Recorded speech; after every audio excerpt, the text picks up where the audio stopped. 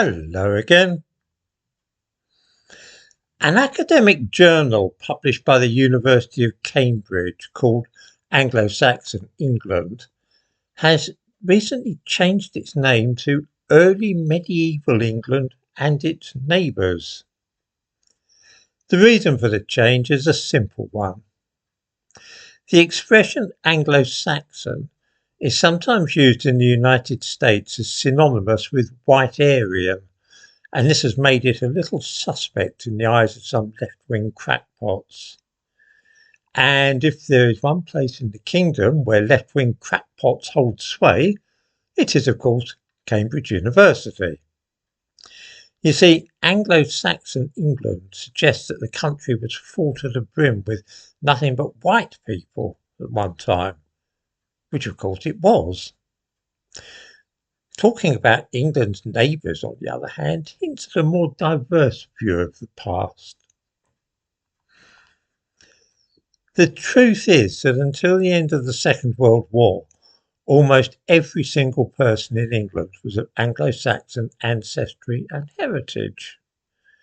It is, of course, fashionable these days to claim that England has always been a nation of immigrants, but that is, of course, completely false.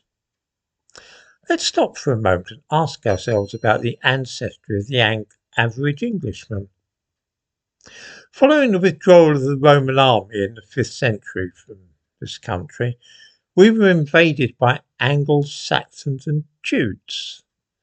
Many Romanised Britons fled to Wales and so on, meaning that by the 11th century the new country of England was thoroughly Anglo-Saxon. The Norman invasion of 1066 didn't alter the ethnic composition of the country.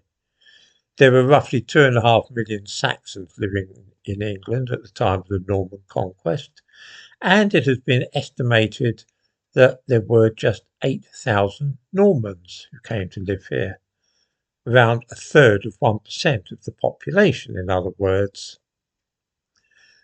Then, of course, about 500-600 years later, there were the Huguenots, French Protestants who came as refugees. There were around 50,000 of them in total, but they came over the course of a century or more, and the population of England was nearly 6 million by then, so they didn't really have much of an influence on the ethnicity of England. We remained an Anglo-Saxon nation, and this situation lasted until the late 1940s. There were small numbers of Chinese people, Indians and black people in large ports, of course, but the country was almost 100% Anglo-Saxon.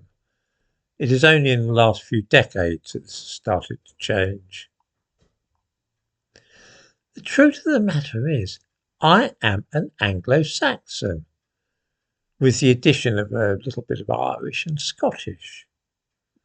I am almost wholly of English ancestry.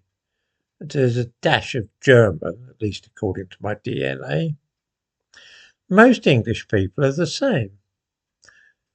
I am proud to be Anglo-Saxon, in the same way that other people might be proud of being Jews, proud of being Irish, proud of being African. My heritage, both cultural and genetic, is Anglo-Saxon.